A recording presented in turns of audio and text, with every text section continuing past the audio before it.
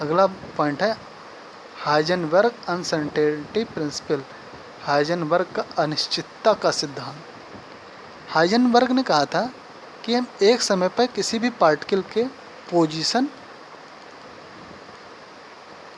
और उसकी वेलोसिटी को हम नहीं बता सकते। जैसे देखो, अगर कहें कोई वेलोसिटी, अगर कोई पार्टिकल, अगर मूविंग पार्टिकल है, अगर वो चल रहा है तो कह दें कि किस समय पे कहाँ है। मान लो 2 सेकंड पे यहाँ पार्टिकल है, जैसे हम बताएंगे यह पार्टिकल यहाँ पे है, कुछ समय बाद उसकी वेलोसिटी रहेगी, वो आगे चला जाएगा जब तक हम बताएंगे।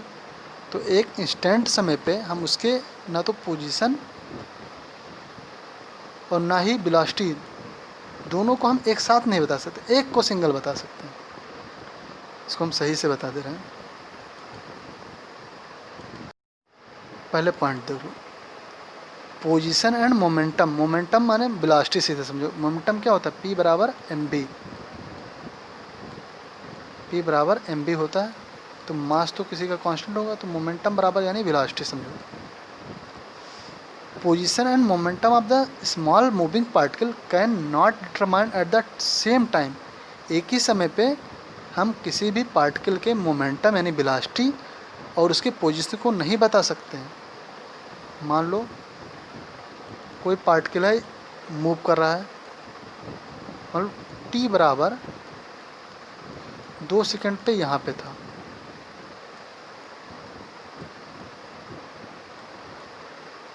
यहाँ पे t बराबर 2 सेकंड पे था, है नहीं, इस पोजीशन पे। तो कहते हैं t बराबर 2 सेकंड में पार्टिकल यहाँ पे था, इस पोजीशन पे,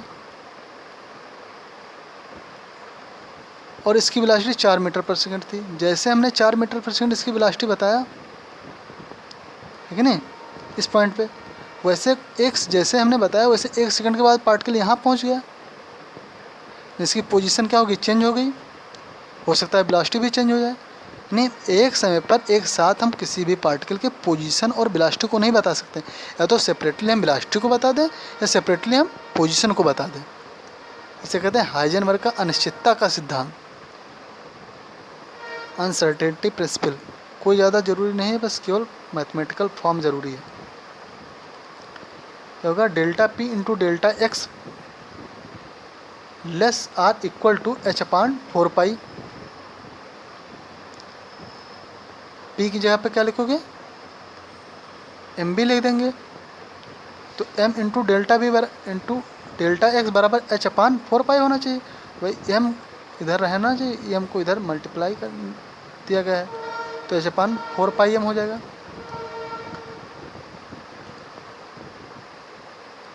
दो फार्मूला बन गए, delta P into delta x greater or equal to H upon 4 pi, या फिर delta B into delta x बराबर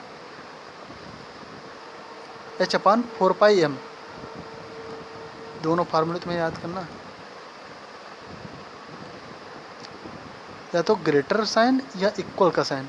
जब हम क्वेश्चन करेंगे तो इसे हम इक्वल का साइन लगा के करेंगे। Delta P into delta x बराबर एच अपान 4 पाई, या delta we into delta x बराबर एच अपान 4 पाई एम। देखो यहाँ पे पी की जगह पे लिखा गया है डेल्टा पी बराबर एम इंटू डेल्टा बी लिखा गया था यहाँ पे, तो एम का इधर कैंची गुणा कर दिया गया है, तो एच अपान 4 पाई एम हो गया। ओके, ये फार्मूला याद करना है।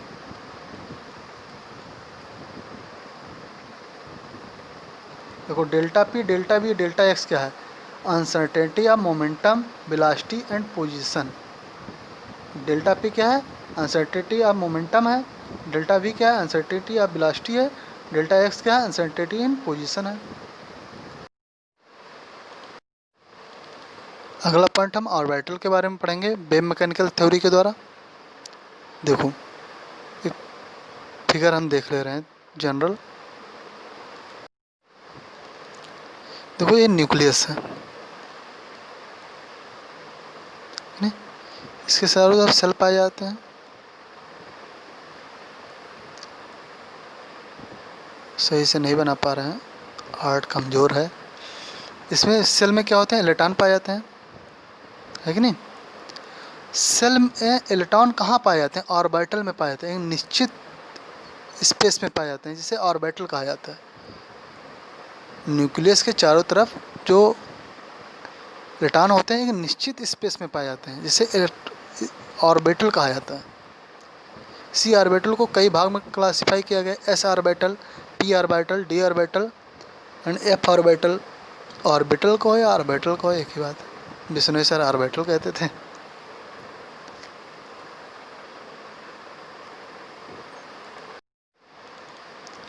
Atomic orbital is definite space around nucleus where the high probability of the finding of the electron, n पता नहीं कहाँ से आ गया, finding of an electron, they are the four type। ये ऑर्बिटल जो होते हैं वो 4 प्रकार के होते हैं, देख ले रहे हैं। सबसे पहले है एस ऑर्बिटल जो स्फेरिकल होता है, फिर होता है पी ऑर्बिटल जो डंबल शेप का होता है, 3 होते हैं P orbital, P X, P Y, P Z, जबकि एस ऑर्बिटल क्या होता है, एक ही होता है, इसको कोई नाम नहीं दिया गया।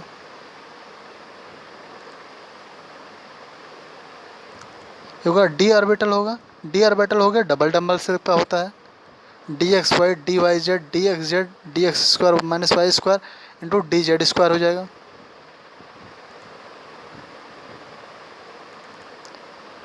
Four D orbital are dumbbell shape होते हैं।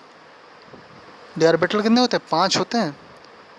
तो जो 5 में से 4 डी ऑर्बिटल जो होते हैं वो डंबल शेप के होते हैं, but D Z square is the dumbbell shape with a collar high electron density, जबकि डी जेड स्क्वायर जो होता है वो डंबल शेप का तो होता है लेकिन इसमें एक हाई इलेक्ट्रॉन डेंसिटी की कॉलर पाई जाती है।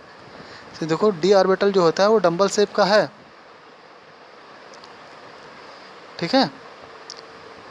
ओ सॉरी, जो पी ऑर्बिटल होता है वो डंबल शेप का होता है, जबकि डी ऑर्बिटल होता है वो डबल डंबल शेप का होता है, ठीक है। 4 डी ऑर्बिटल जो होते हैं वो डबल डंबल शेप के होते हैं, बट डी जेड स्क्वायर जो होता है वो डंबल शेप का होता है विथ ये collar of the high electron density. इसमें एक हाई इलेक्ट्रॉन डेंसिटी की कॉलर पाई जाती है। देखो डी जेड स्क्वायर जो है वो क्या है, डंबल शेप का है, इसमें एक हाई इलेक्ट्रॉन डेंसिटी की क्या है, कॉलर पाई जाती है।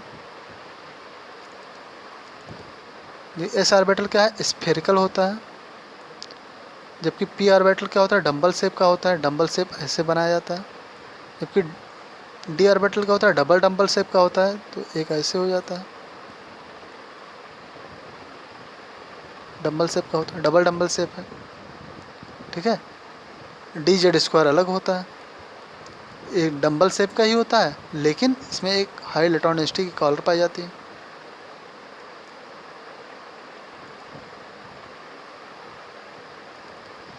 यह ऑर्बिटल आर द कंप्लीटेड, क्या लिखा है, कॉम्प्लेक्स होना चाहिए यार, कॉम्प्लिकेटेड लिखा है।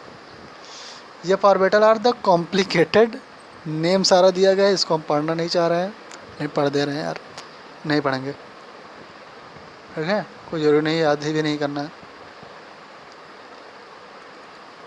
यह फिर से उसको पढ़ेंगे, नहीं पढ़ेंगे। S P and D F G represent the shape principal and diffused fundamental gravitation, पता नहीं कौन सा कह रहे हैं। एस का नाम, पी का नाम, डी का नाम, एफ का नाम किसकी वजह से दिया गया है। एस जो होता है इसका नाम है शार्प, पी का नाम है प्रिंसिपल, एफ का नाम है, डी का नाम यार, डी का नाम जो है वो डिफ्यूज्ड, एफ का नाम है फंडामेंटल, जी का नाम है ग्रेविटेशनल। इन्हें किसके आधार पे एस पी डी एफ नाम दिए गए हैं, ए है, जो कि ज़्यादा जरूरी नहीं है।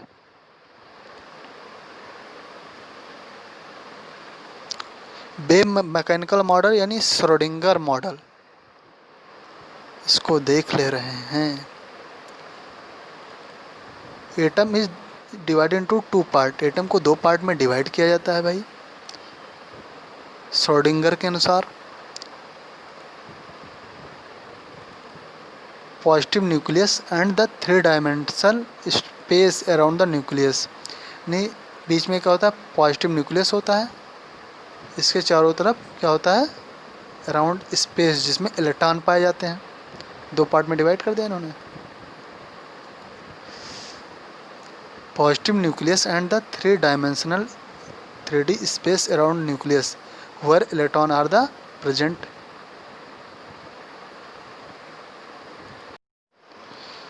श्रोडिंगर का कहना था मेन एनर्जी लेवल और shell or orbit are form by subshell. कर जो सेल होते हैं यानी जो मेन एनर्जी लेवल है इसे सेल कहते हैं या ऑर्बिट कहते हैं, जो बनता किससे, सब सेल से बना होता है। से 1s 2s 2p 3s 3p 3d 4s 4p 4d 4f। कर जो वन सेल जो होता है वो एक ही सब सेल से बना होता है, जबकि दूसरा सेल जो होता है दो सब सेल से बना होता है, एस सब सेल एंड पी सब सेल। ये ध्यान रखना है। ऑर्बिटल भी होते हैं S orbital and P orbital, और सब सेल भी होते हैं एस सब सेल पी सब सेल डी सब सेल एफ सब सेल। दोनों का नाम एक ही जैसा है, लेकिन वहाँ पे ऑर्बिटल की बात किया जाएगा तो एक अलग डी ऑर्बिटल कहा जाएगा तो 5 डी ऑर्बिटल होंगे, है कि नहीं। जबकि एक डी सब सेल कहा जाएगा तो एक ही डी सब सेल होगा। वो अलग अलग चीज़ें हैं। तो ये मान के चलना कि ऑर्बिटल का नाम भी एसपीडीएफ होता है और सब सेल का नाम भी एसपीडीएफ होता है। ये पॉइंट ध्यान रखना, कन्फ्यूजन नहीं होना चाहिए इसमें।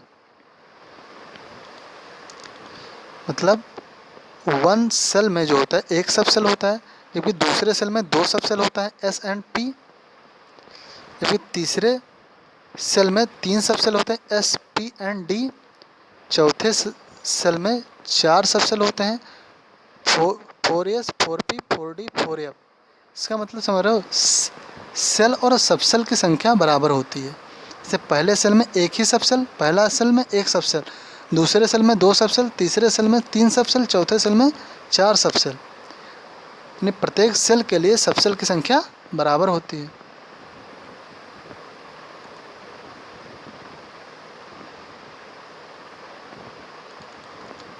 सब shell or sub unit or sub energy level are form by the atomic orbital. जो सब सेल होते हैं वो किससे बने होते हैं, एटॉमिक ऑर्बिटल से बने होते हैं। सेल किससे बने होते थे, सब सेल से। सब सेल किससे बने होते हैं, एटॉमिक ऑर्बिटल से। एस सब सेल जो होता है उसमें एक एस ऑर्बिटल पाया जाता है विथ 2 इलेक्ट्रॉन। एस सब सेल में 2 इलेक्ट्रॉन रख सकते हैं। एक ऑर्बिटल होता है तो एक ऑर्बिटल में मैक्सिमम 2 इलेक्ट्रॉन रह सकते हैं। तो एस सब सेल जो होता है वो एक एस ऑर्बिटल से बना होता है। जो पी सब सेल होता है वो 3p ऑर्बिटल से बना होता है विथ 6 इलेक्ट्रॉन। डी सब सेल होता है वो 5 डी ऑर्बिटल से बना होता है विथ 10 इलेक्ट्रॉन। जबकि एस सब सेल जो होता है, एफ सब सेल जो होता है वो 7 एफ ऑर्बिटल से बना होता है विथ 14 इलेक्ट्रॉन, यानी 14 इलेक्ट्रॉन होंगे।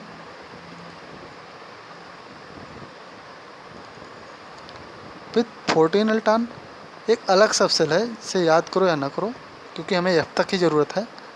जी सब सेल जो होता है वो 9 जी ऑर्बिटल से बना होता है विथ 18 इलेक्ट्रॉन, 18 इलेक्ट्रॉन। हमारे सिलेबस में 4 हैं S P D F.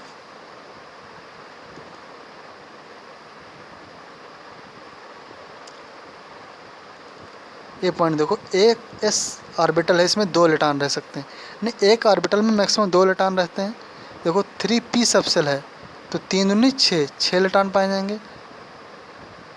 5d सब सेल है तो 10 इलेक्ट्रॉन पाए जाएंगे, दोगुना इलेक्ट्रॉन, यानी एक ऑर्बिटल में मैक्सिमम 2 इलेक्ट्रॉन रह सकते हैं। Each orbital can have 2 electron with the opposite spin. एक ऑर्बिटल में 2 इलेक्ट्रॉन रहेंगे विद अपोजिट स्पिन, जिनकी स्पिन अलग अलग होगी। अपोजिट स्पिन का मतलब क्या है देख ले रहे हैं। मान लो एक ऑर्बिटल है, ठीक है, एक इलेक्ट्रॉन की स्पिन समझो ऊपर की तरफ है यानी क्लॉकवाइज है, तो दूसरे की क्या होगी, एंटी क्लॉकवाइज होगी। कभी दोनों इलेक्ट्रॉन को ऊपर की तरफ नहीं भरा जाएगा कि इनको भी ऊपर भर दिया जाए इनको भी ऊपर भर दिया जाए, ये गलत होगा। ना ही 2 इलेक्ट्रॉन को नीचे भरा जाएगा, इनको भी नीचे कर दिया जाए इनको भी नीचे कर दिया, ये भी गलत होगा। केवल यही सही है, अपोजिट स्पिन, क्योंकि अपोजिट स्पिन के होने की वजह से स्टेबिलिटी इंक्रीज होती है। ऐसी स्पिन होगी तो स्टेबिलिटी डिक्रीज करती है। इन absence of the magnetic field energy of orbital remain same. कह रहे हैं अगर मैग्नेटिक फील्ड नहीं पाया जाता है तो सारे ऑर्बिटल की एनर्जी क्या होती है, सेम होती है, named as the degenerated orbital. तो जब एनर्जी सबकी सेम होती है तो उस ऑर्बिटल को कहते हैं degenerated orbital. And in presence of the magnetic field, जब मैग्नेटिक फील्ड प्रेजेंट होती है the energy of D and F orbital is change. तो डी और एफ ऑर्बिटल की एनर्जी क्या होती है, बदल जाती है। इसका मतलब ये होगा जब मैग्नेटिक फील्ड नहीं पाई जाती है तो सारे ऑर्बिटल की एनर्जी क्या होती है, सेम होती है, तो उन ऑर्बिटल को कह देते हैं डिजेनरेटेड ऑर्बिटल। जबकि जब मैग्नेटिक फील्ड प्रेजेंट होती है तो एनर्जी अलग अलग होती है डी और एफ ऑर्बिटल की। ओके, ये जनरल पॉइंट है, इसमें स्प्लिटिंग की वजह से पढ़ेंगे। जब हम लोग पढ़ेंगे कोऑर्डिनेशन तो हम लोग स्प्लिटिंग पढ़ेंगे। तो देखना ईजी ऑर्बिटल की एनर्जी अलग थी, T2G की अलग थी। वो कब हो रही थी, जब मैग्नेटिक फील्ड पाया जा रहा था तब। इसको पढ़ेंगे तो बढ़िया डिटेल एक्सप्लेन कर देंगे, वैसे तुम्हें आता है ये।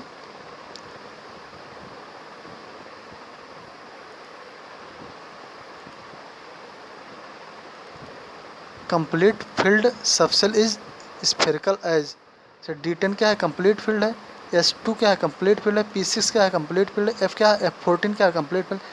D में 10 इलेक्ट्रॉन रख सकते हैं, पूरा भरा है। S में 2 इलेक्ट्रॉन रख सकते हैं, पूरा भरा है। P में 6 इलेक्ट्रॉन रख सकते हैं, पूरा भरा है। F में 14 इलेक्ट्रॉन रख सकते हैं, पूरा भरा है। अगला टॉपिक है जो बहुत इंपॉर्टेंट टॉपिक है, इसका नाम है क्वांटम नंबर। इसको बहुत बढ़िया से पढ़ना है। इसको हम अगले वीडियो में बात करेंगे, काफ़ी लंबा वीडियो होगा।